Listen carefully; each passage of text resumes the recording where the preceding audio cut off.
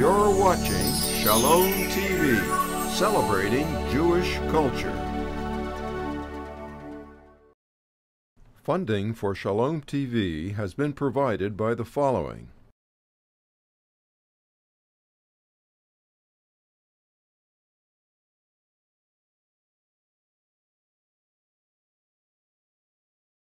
And by viewers like you. Jewish Education in Media is pleased to present L'Chaim, a program that highlights the people, issues, and events of importance to the Jewish community. Now here is your host, Rabbi Mark Golub.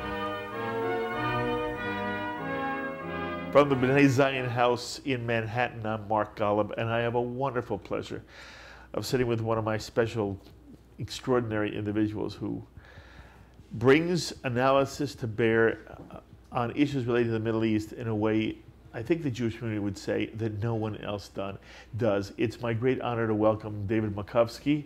Good to be back. David is the Ziegler Distinguished Fellow and Director of the Washington Institute's Project on the Middle East Process. He's also an adjunct professor in Middle East Studies at Johns Hopkins University.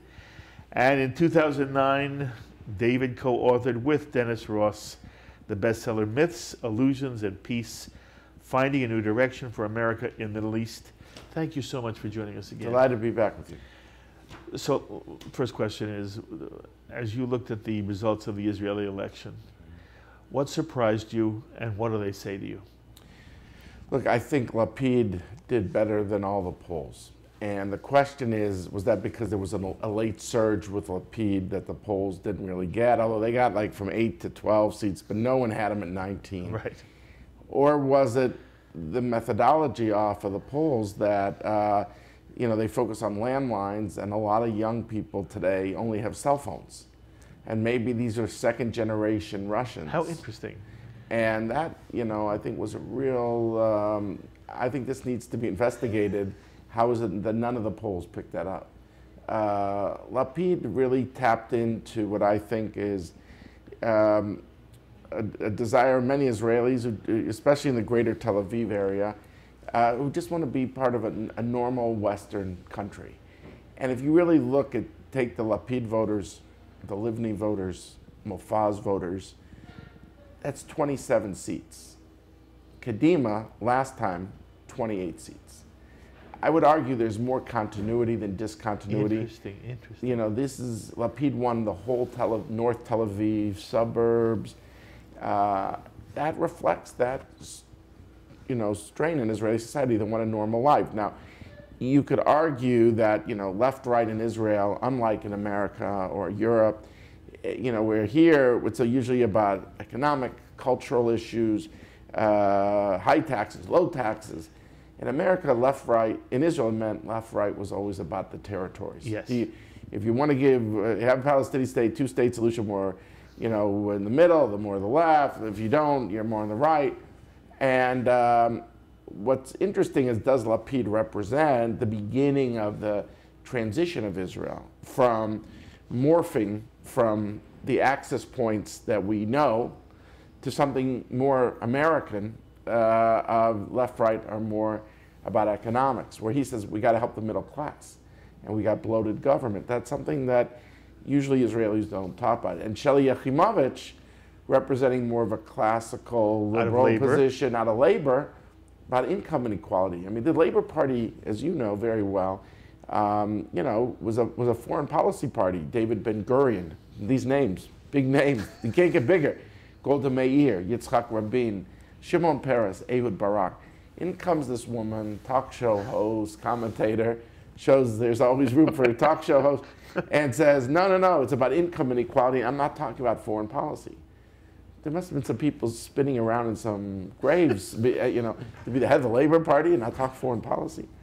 But maybe Lapid and her, in a certain sense, represent that new Israel of where left, right are more American in terms of differences on economics, the role of government. Very interesting, David. So I think that's interesting. It also reflects, it seems to me, and here we could look at about Lapid's father, Tommy Lapid, who was more sharp-edged, more in your face. He was a Holocaust survivor, who was also a talk show host, a commentator. And he rose in an election exactly like 10 years ago. And his growth was also at a geopolitically bleak time where people thought there was no hope. Then it was called the Second Intifada. There was a Palestinian uprising in the West Bank where there was a lot of terrorism and bloodshed. And people said, well, we're not going to be able to do any upside on peace. Maybe, though, we could do something on the internal front on the ultra-Orthodox. So it's interesting that the sun kind of emerges, less sharp edge, less in your face. And Tommy did not have the kind of rise that Yair has had. Well, he went up to 15 Did he? seats. Yeah, he was, I think, at 6. This was his second election. But he went from 6 to 15. When people said the situation in the Middle East is bleak, you got to do something you could change. The ultra-Orthodox should do more burden sharing. And it's interesting that today, here we are, I don't want to use the word, if you use the word Arab Spring, use the word Arab upheaval, Arab awakening, Arab turmoil, Islamic winter, I mean, take your choice. People feel that maybe this long term will have benefits in terms of democracy, but short term, it's bleak, like the 2003 election. And like the first Lapid, the second Lapid says, well, not a lot of upside here, but maybe we can focus internally on economics. He was focused more on economics, I think, than his dad, but also on burden sharing of the ultra-Orthodox. Very interesting. So there's an interesting parallel there, and so I think Lapid really tapped into that sentiment of people saying, look, we want to make some changes. We want some difference in our lives. And I think also Yachimovich hurt herself, where she was viewed as saying, I'm not going to join the Netanyahu government. Now, she did that because people said, hey, you have no foreign policy. This has never happened in the history of the Labor Party since 1948. People think that you and Bibi are interchangeable because all you'll talk about is income inequality. So she said, no, I won't join a Netanyahu government. And then I think she might have felt that stopped the hemorrhaging, but it didn't, because I think at a certain level people felt, look, Bibi's going to win anyway. Mm-hmm. Are you going to influence him from within? Mm-hmm. I'll vote for you. You're not? That's a waste. I'll go to Lapid. So I think if you add all this together, the kind of evolving nature of Israel, where you could be in a more of a hybrid system. I don't believe we'll ever reach an American system there so fast, because until the Palestinian issue is addressed, I don't think you're going to be able to leapfrog it to a normal, but half the country, I think, wants to get there already, So I think you've got that evolution. You've got the sense of a geopolitical bleakness. There's not much upside regionally. So let's do something we can actually do something about. And then you've got the third piece of this, which was the Yachimovich piece, where I think tactically she may have hurt herself. And the fourth element of this that really requires more study that we don't know, when I mentioned the thing about the cell phones, yes, I think what would be interesting to look at, and I haven't seen any good articles on this, let alone studies, but hopefully that'll emerge, is are we seeing Russian immigrants, children, now saying, my dad voted for Avigdor Lieberman, but I'm an Israeli. I'm a second-generation Russian. Most second-generation people don't want to call themselves vote for an immigrants' party.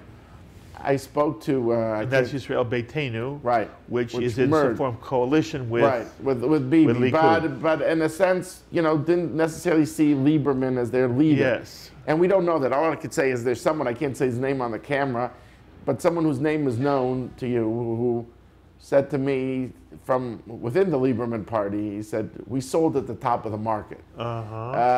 We knew the demographics are not cutting for us anymore because it's the second generation. So it would be interesting if some of these people, went for Lapid. Ooh. I think the other piece is, look, Bibi, unfortunately for him, fortunately for others, I think ran a terrible campaign. And why was that? I think you start believing your own clipping service. Yes. When people say, look, there's no real challenge to him. Everybody said that. Right, everyone said that. Everybody said that. And by the way, to be fair to Netanyahu, I think he may have really, that might have really hurt him when people say, look, Bibi's going to win anyway. Let's vote for a boutique party about a single issue we believe in that might influence Netanyahu. And he, in this unity with Israel Beitenu, went from 42 to 31. Right. He definitely 25%. There's no way you could dress that up. What does that mean? Okay, I'm glad you asked that. Okay, very happy you asked that. Look, I think there was the element of the inevitability argument that cut against him, where people thought he's going to win, let's vote for someone else who can influence him in this single issue we care about. That was one piece of it. The second piece of it is what you're saying, which is that this merger, which I think Bibi is extremely risk averse. Anything we know about him is he's risk averse. He looks at, I think, Lieberman as like a swing state, like Florida or Ohio. You know, in American terms I'm talking. Yes. In other words, Yes. even though the outsiders would say, what are you talking about? Lieberman's right wing. What, he's going to go with the center left? He thinks Lieberman is tactically very agile and is out to somehow outmaneuver him and bring him down so he can emerge at some point. And in that, he'll cut deals.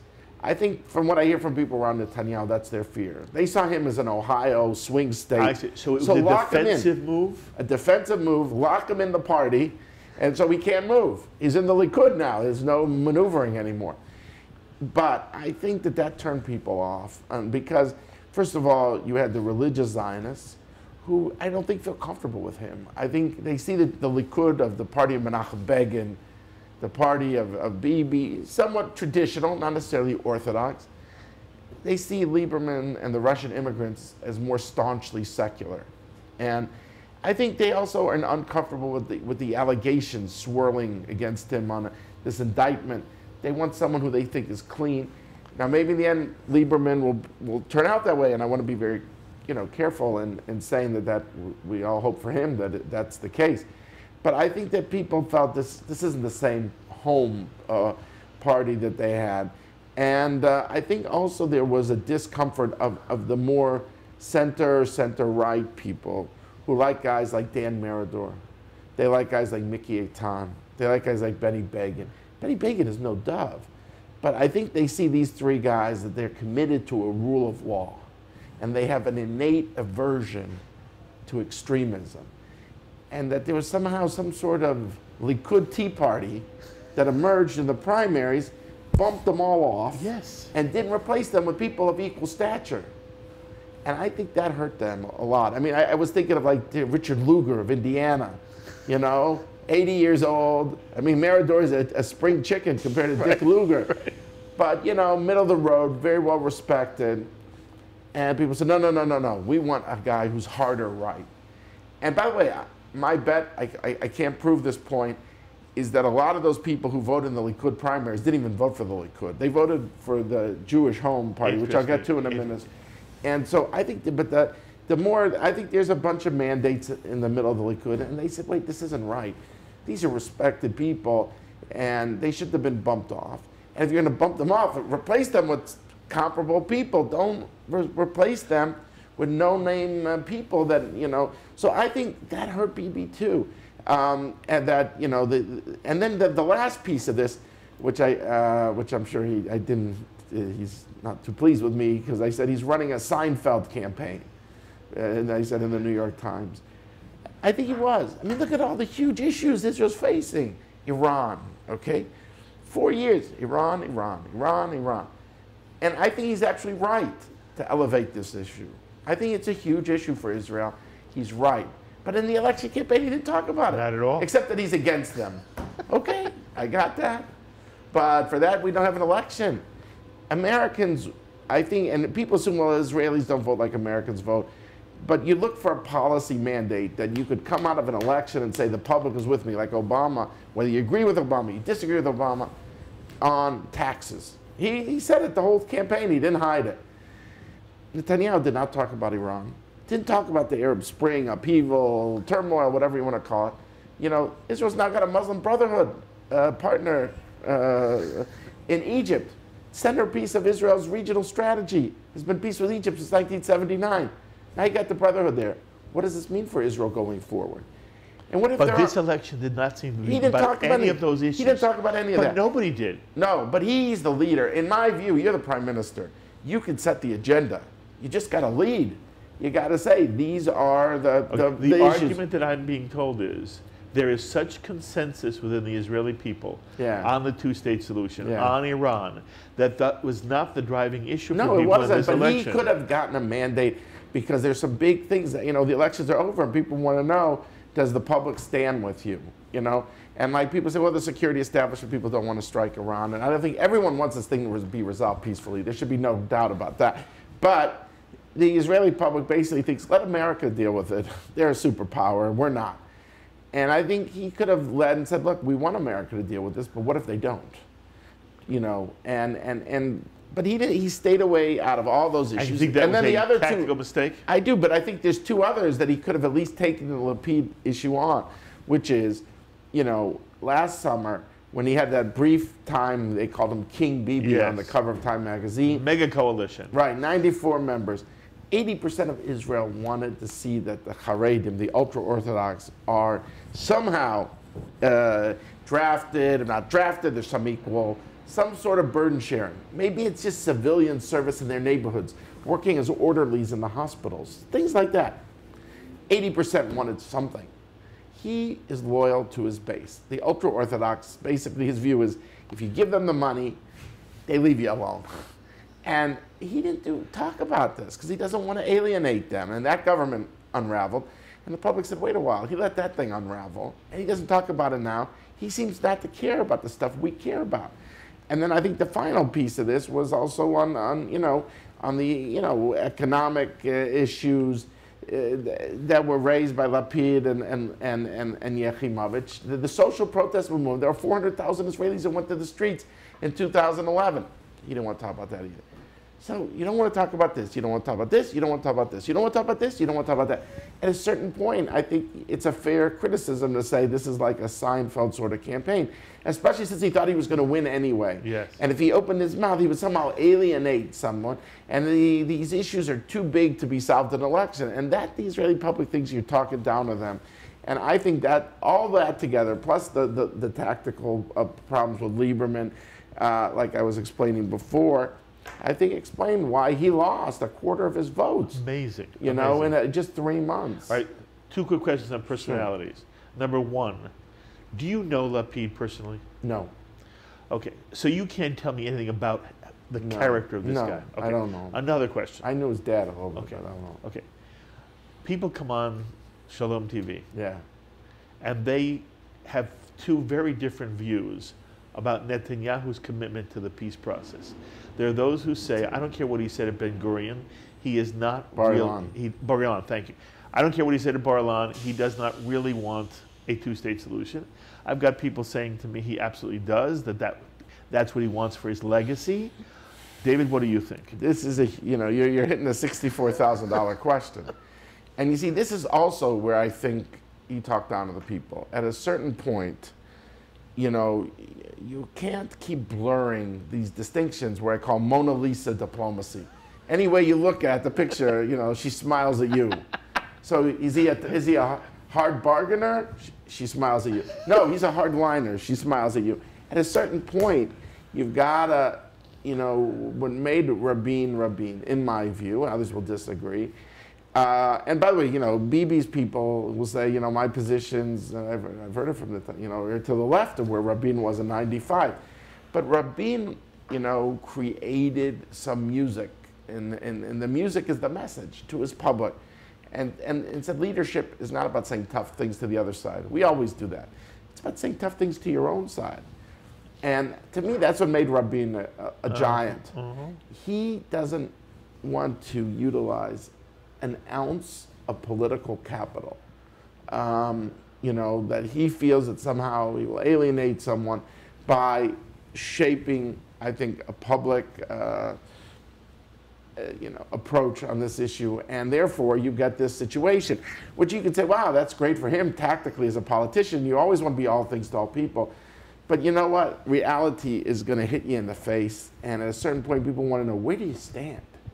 So you can say, well, look, he gave the Bar-Ilan speech in 2009. That's where he stands. And I said, no, he didn't act on it, and it's not the party's platform. It was never passed the government. At a certain point, people want to know, where do you stand? And I think it's too cute by half to think you could always get away with it, because ultimately, where people don't know where you stand, in my view, you're in trouble. I mean, I'm in the speculative world as anybody else. I tend to think, and I talk to people who sit with him the most of anyone, and they will say to you, analytically, he understands a lot more than you think, and he understands how Israel's position today has hurt Israel's standing in the world, and analytically his positions are much farther along. But between what he understands analytically and what he acts upon, there's a gap, because yes, he has that ideological dimension of his dad and all that, but it's when you hit up against the hard politics of Israel, that whatever your personal views are, they tend to lose out against the coalition realities. And that in this view, he just doesn't lead because he just feels the numbers don't add up. Okay, and again, I don't mean to push you because you may not have a better answer. Yeah. Do you have an instinct, though, on whether he wants it as his legacy or wants to avoid the issue? I think analytically he wants it, but I think he wants it in such a way that if I would tell you, you'd say, that just isn't going to happen. He wants this. He'll sit with Abu Mazen for a year in his house. He'll hermetically seal the rooms. There'll be no one going in and out of the room while they're two talking for a year. And out of this laboratory will emerge a document, like 1 page. We'll cut all the compromises. And with that, he'll go to elections. Now, why do I tone of my voice is somewhat skeptical? The Middle East isn't a laboratory. It's messy. Things leak. Over the course of the year, there are going to be crises. There's going to be people who don't want this to happen, who are going to force issues in such a way. And my view is if you don't want it badly enough, now there is a point that you can't want it more than the other side too. The Palestinians don't want it, it's not going to help you. But in a strange way, and I know Bibi doesn't want this, and so I want to be careful the way I phrase this, it's not taken out of context.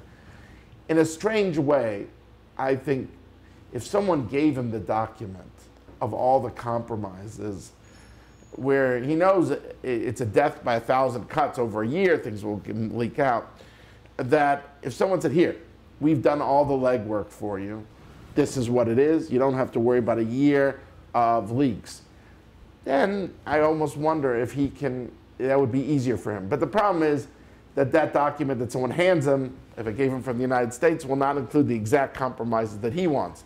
But my point is that I feel it's unrealistic, is my whole view, for there to be a hermetically sealed laboratory in the Middle East where you could, a year, function the head of a right-led government and reach maybe center-left conclusions, and that you need to shape the public environment for your ideas.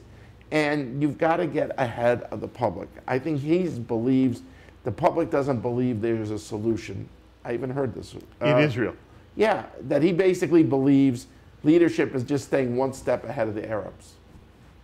That you're kind of shrewder, you're moderate, you're not extreme, but you don't look to solve all the problems, you just stay one step ahead of the curve.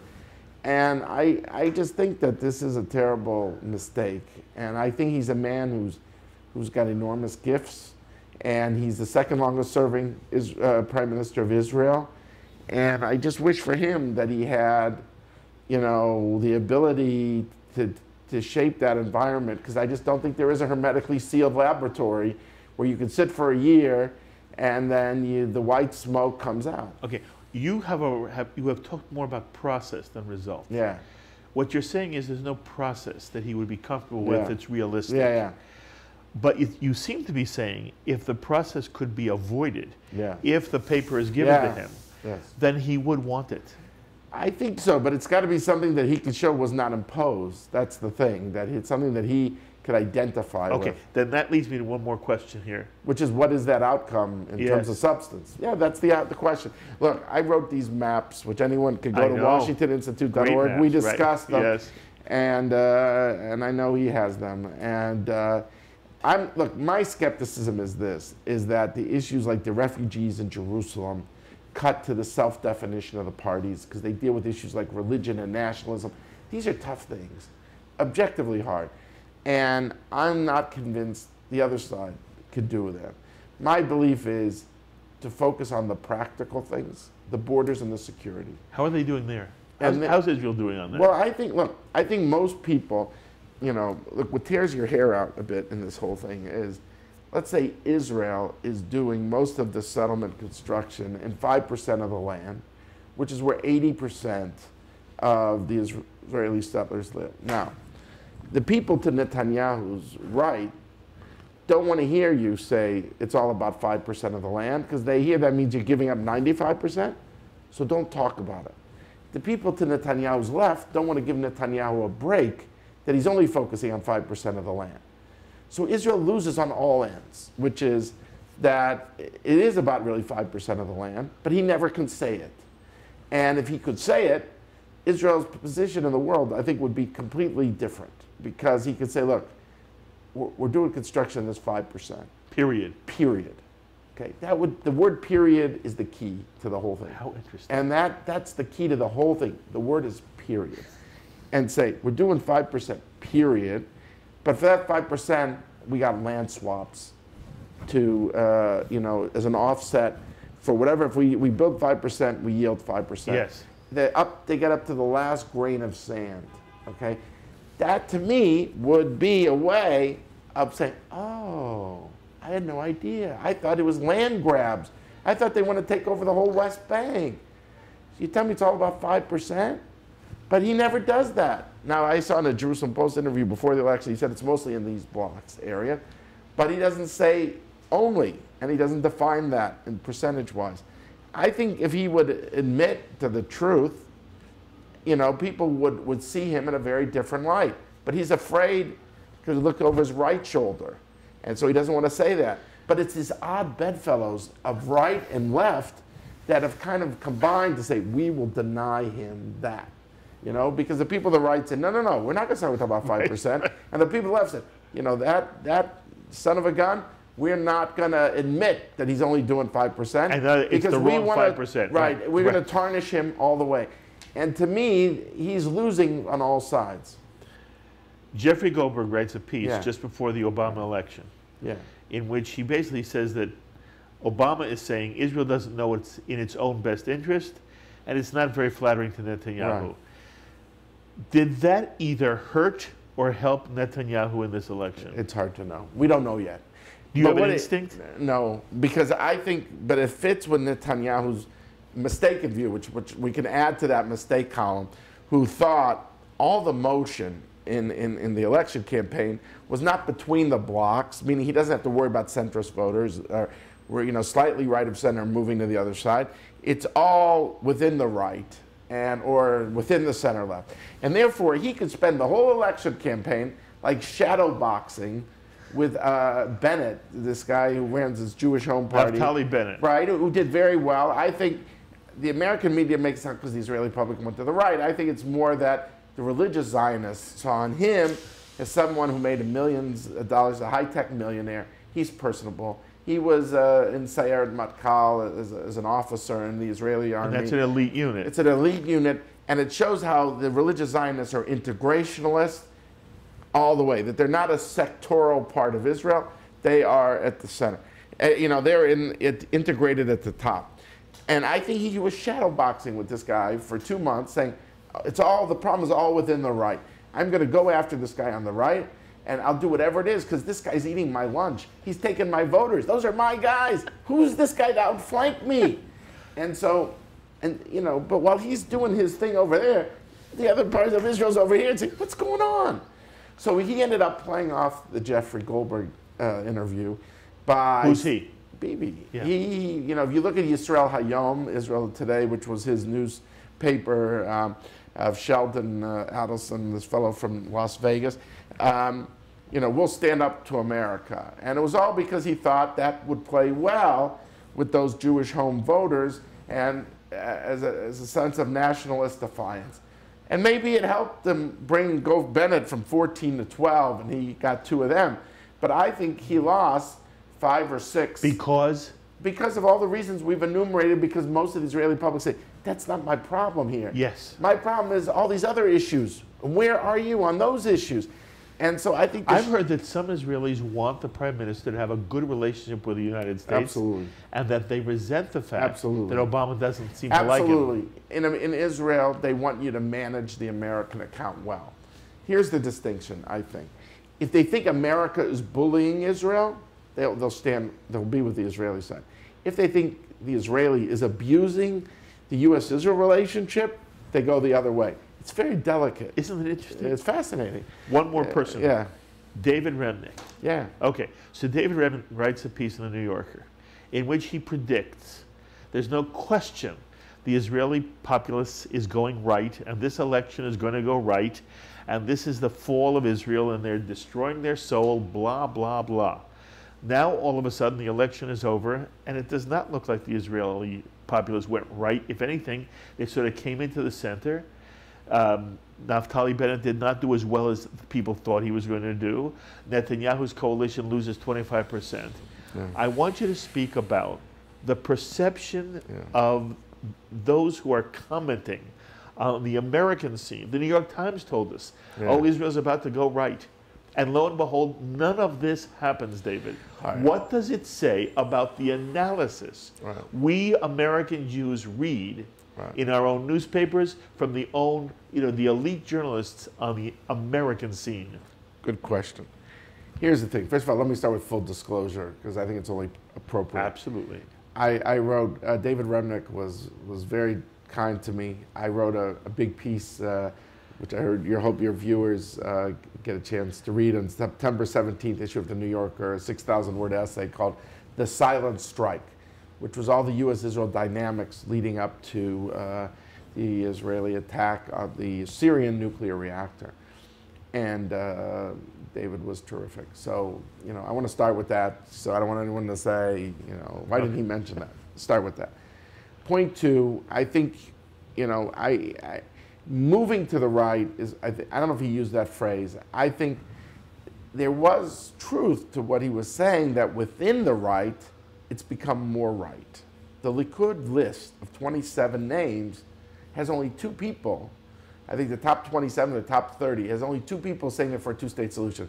One is a fellow named Netanyahu, and one is a guy who I challenge any of your viewers to say they've heard of him, named Shama Cohen. Okay, they lost 25% of their vote. I don't care. Yeah. The list did not help them. No, I know. But the point is that you had an openly annexationist party of Bennett called the Jewish Home. Yes. First time, and they went from like 3 seats to 12. Yes. And but they thought they were going to get 18. Right. No, but my point is this. That's why I say the word is not moved to the right. The issue is within the right. Within the... Yes, but we're talking about the Israeli populace as a whole. Well, no, okay, but I think the analytical piece that was correct was that within the right-wing parliamentarians who ran, they were more to the right. And I was saying how Dan Meridor gets bumped off, and Mickey Eitan gets bumped off, and Benny Begin gets bumped off. And so, I think the word move to the right says they moved from the center to the right, and that didn't happen. But I think that within the political right, the right has become more right, And it did not attract as many votes. It did not attract as many votes. So if you're talking about the Israeli I think also, to be fair, whole, if I would have written David a note, I was thinking of doing it, and I as a pundit, you never all get it right, and you have to be humble. And I thought he made some good points. A piece that I think I would have added to the analysis, which I think would have helped a lot, which would have said, it's not like they woke up on the wrong side of the bed one morning. The Israeli public, and you look in the polling data, there's more of a profound sense of disbelief that peace is going to happen tomorrow. Why?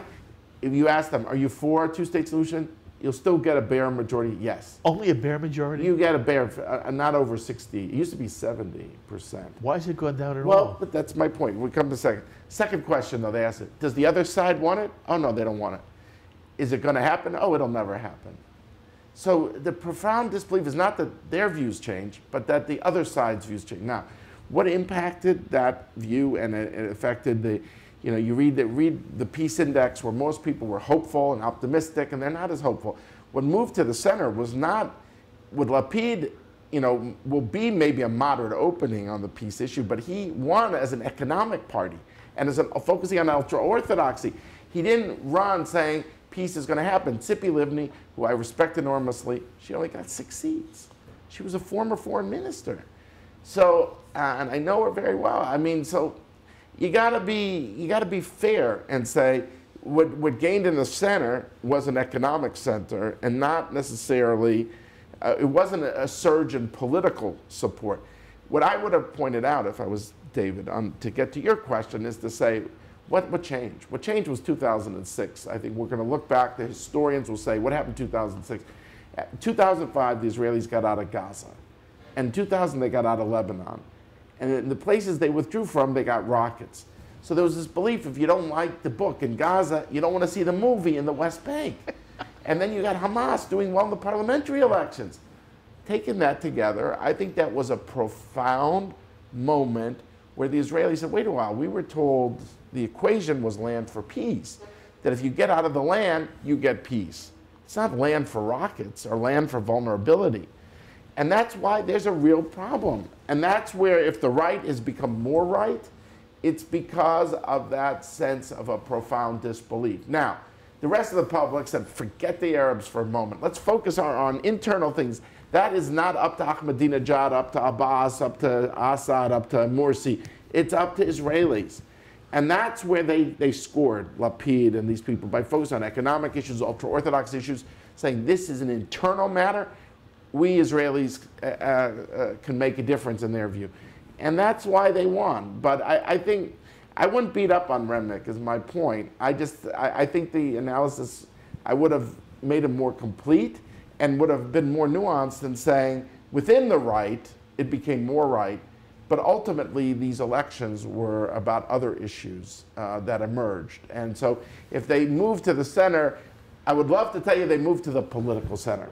But as an analyst, between what I would like and what I analyze, you have to differentiate. Okay, but what you are acknowledging is that this election was not about a move to the right on the issue of the Israeli-Palestinian peace or the two-state solution. Yeah. And that's the way it was framed by Remnick ahead of time. I know. Okay. I know. And you were recently in Syria? No, I haven't gone recently. I was in Ramallah during the Gaza thing. That was interesting. What was that like? It was like they were watching plasma TVs like it was a foreign country. I mean, Gaza, really? well, because they don't control Gaza. And, but you know, there's public protests. They see the rockets and stuff. I'm not telling you it was all hunky-dory. You know, I was driving by, there was some shots and burned tires. Is the Palestinian Authority worried about being in some way eaten up by Hamas? Of course, they're nervous. I mean, look, what you have is a de facto alliance between Israel and the PA, and the Palestinian Authority in the West Bank. And that keeps Hamas out. But you don't know, you know, and this to me is my concern, that if we stay stagnated, that there will be a radicalization. And these guys will have nothing to show. It doesn't mean Israel should give away the store. It just means that when people think there's no price to the status quo, I'm not so sure of that. I'm concerned of this radicalization that will emerge if people feel there's no hope. When people lose hope in their life, it's devastating. Where does it stand now between U.S.-Israeli relations? We are going. I assume that Netanyahu will have the strength to create a coalition, even if it's not an overwhelming coalition. Yeah. And we still have Prime Minister Netanyahu in Israel and President Obama here in the United States. Yeah. You know, within the Jewish community, there are those who are passionately supportive of Obama, and within the Jewish community, there are those who demonize him. Right.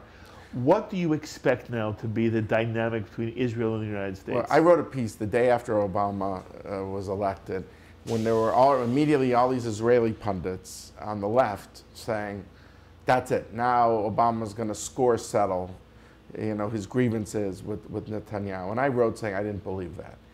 And I think I was vindicated because the Gaza situation happened and Obama gave a full-throated defense of Israel in a way that no president, I think, would have predicted, you know, would have happened in the same way. If it would have happened similarly, no one predicted Obama would do it that way. When it came to the UN vote on Palestinian statehood, President lined up there as well.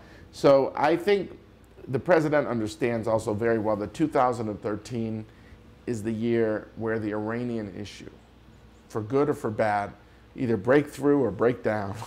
The diplomacy either works, or if it doesn't, there are implications. Unless the Iranians, pull back on their own, which is possible and should not be excluded, but that he needs, both of these guys need a working relationship with the other, because they are going to be tested. We all know about all their differences, but they, I think, are adult enough to manage their differences because the Iranian issue is out there. And I think the preference of both is to synchronize positions on the Iranian diplomacy. I think for the first 6 months of 2013, maybe I'm going to be proven wrong. You'll show the tape. I'm sure you will. If I was wrong, 6 to 9 months, the biggest word will be diplomacy. I'm not here to predict success. No. I'm just saying that... Vis-a-vis Iran? Yeah. I just think whether it's the U.S.-Iran direct or a multilateral diplomacy, which we've seen in the past, they will try to be in sync in a way to see if that's possible. I'm not predicting they will be in sync. Don't twist my words. I'm saying there's going to be an effort to see, can we have common ground in this diplomacy? Both would like it. I'm sure of that. Whether they will succeed, we'll have to see. But I tend to think the Iranian issue, I'm not here to predict this is the year Israel attacks, they want to attack. No, I'm not saying that. I'm just saying it's the one dominant issue on the Middle East. The president otherwise has got a very full domestic agenda. And I think, Secretary Kerry is going to he's going to work on this issue, the Israeli-Palestinian, like he'll work on the Iran, he'll work on Pakistan, he'll work on Afghanistan. I think those four issues. You didn't mention, but the president, you didn't mention Chuck Hagel. Yeah, well, we said we were summing up. Yeah, but that's the issue that's raised now by those who don't like Obama. I know. We'll see. I tend to think the president chose Hagel for reasons that he wanted a Vietnam vet who will cut the defense budget and be able to announce the pullout of American troops from Afghanistan. There are Jews who saw it as anti-Israel. I understand. Were they right? I understand the concerns. Yes. All I think is the concern that I think Secretary Hagel in his testimony has to address is, I'm sure you will line up for the president's policy of prevention, not containment, when it comes to the Iranian nukes. No doubt he will at the hearings. I'll bet anything he'll support the president.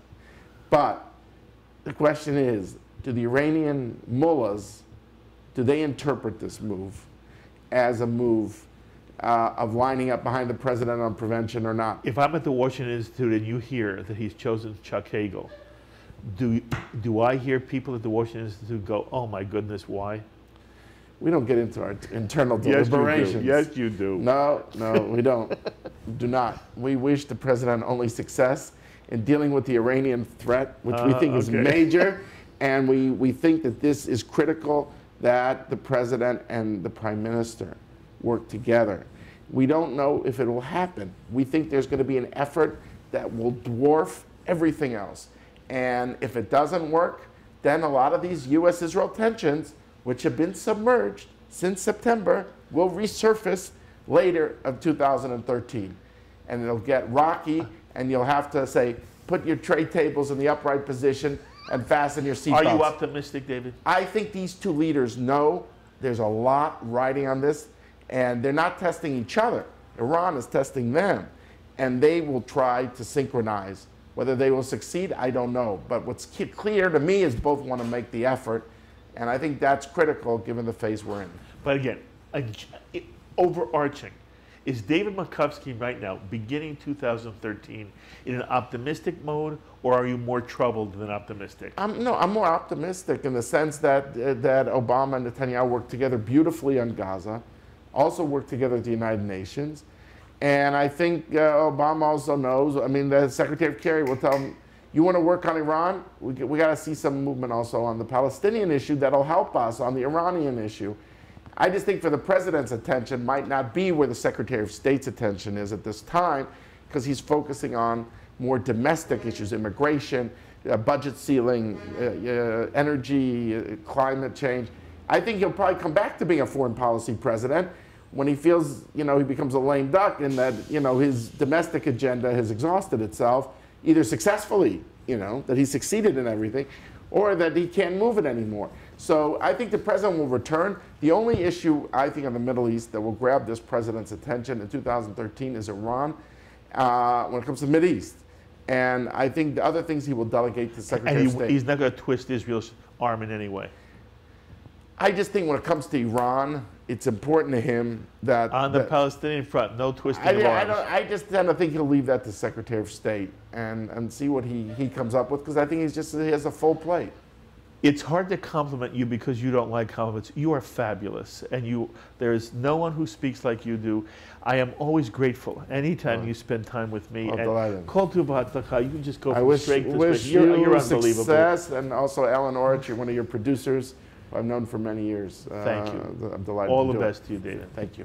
As always, we'd love to hear your reactions to the ideas expressed by David Makovsky. Please email me, write me, post on our Facebook wall, or tweet me. I look forward to hearing from you. Until the next time, I'm Mark Golub. L'chaim, my friends, to life. We would be pleased to send a complimentary DVD of this program to anyone who wishes to support Shalom TV with a tax-deductible gift of $36, double chai or more, to the nonprofit organization Jewish Education in Media. Simply visit the Shalom TV website homepage and click on the Donate button to make a donation by PayPal or your credit card. And please indicate the program for which you would like a DVD. Or you can send your tax-deductible check made out to GEM. To GEM, Post Office Box 180, Riverdale Station, Bronx, New York, 10471. And again, please remember to indicate which program you would like to receive on DVD with our compliments. And we thank you for your kind support. L'chaim is a presentation of Jewish Education in Media.